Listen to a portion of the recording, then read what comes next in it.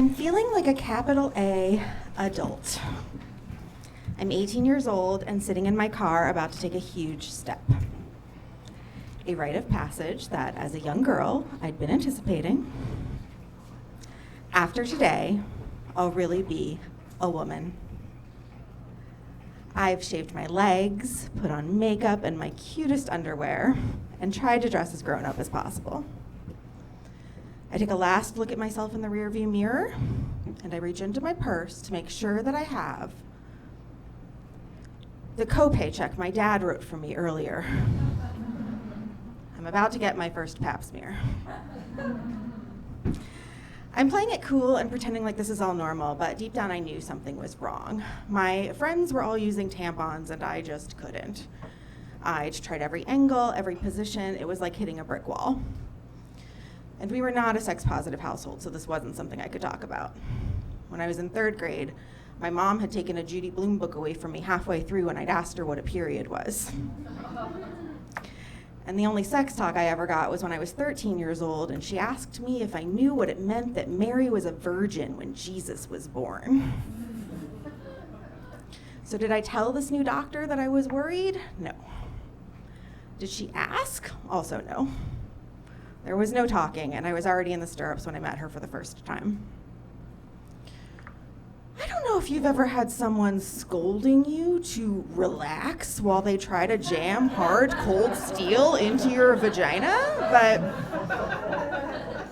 to give you a metaphor so you can kind of conjure that feeling, it is exactly like someone scolding you to relax while they try to jam hard, cold steel into your vagina.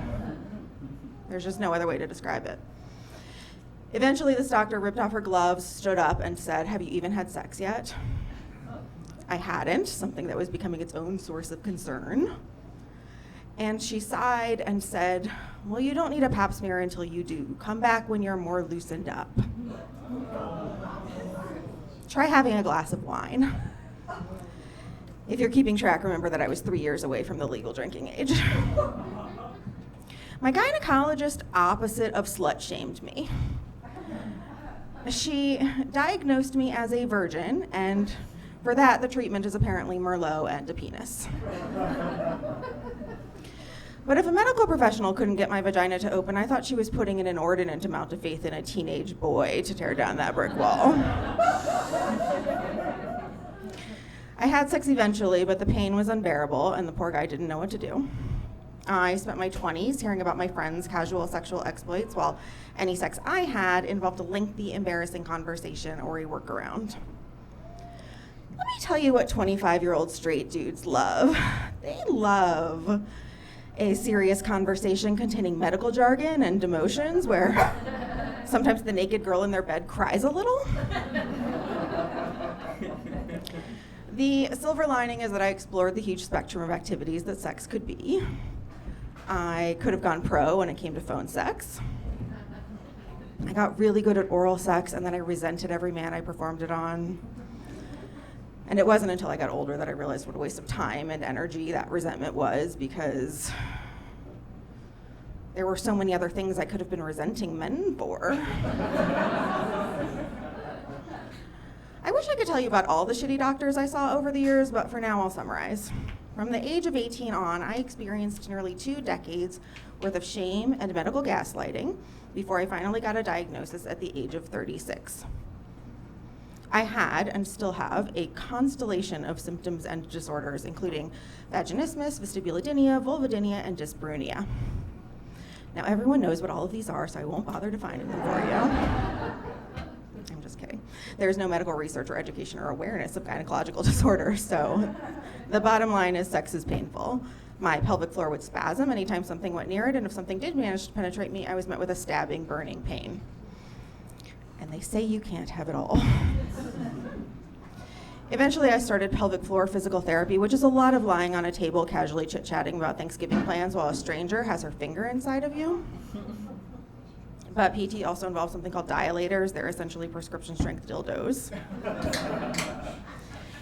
They're used for a variety of medical purposes, including painful sex. And because of the dilators, PT also involves a lot of lube. Before I used the dilators for the first time, my physical therapist said, "Let me show you a trick.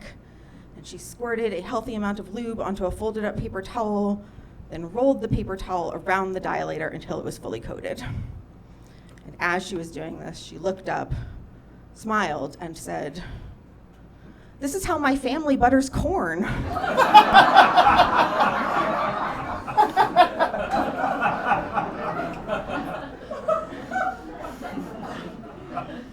If I've learned anything from all this, it's that if you want something badly enough, you have to enter into the journey not knowing if you'll ever actually achieve it. I'm still in physical therapy, so I'm not a success story yet. I still struggle with my mental health tied to all of this, still struggle with relationships and intimacy.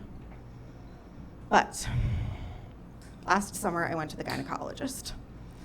I'd had a pap smear under anesthesia when I was first diagnosed, but that had been 6 years earlier. You're supposed to get them every 5 years, so I was overdue. My new good doctor, she was impressed with my PT progress, and she said, "We can try. If it doesn't work, no big deal." She talked me through positioning myself in the stirrups, letting my legs fall open as wide as they could. She told me when to take deep breaths, the deep breaths I'd practiced in PT, the kind you can feel all the way down in your vagina.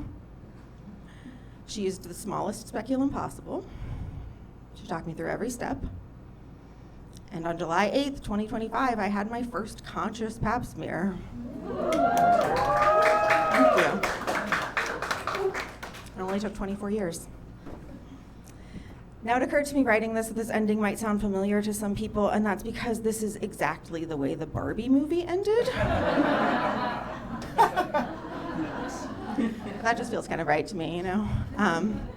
And so maybe I'm not at the finish line yet, but I have to trust that I'm where I need to be right now, and it is finally starting to feel like there is a light at the end of the tunnel. And by tunnel, I mean my vagina. Thank you.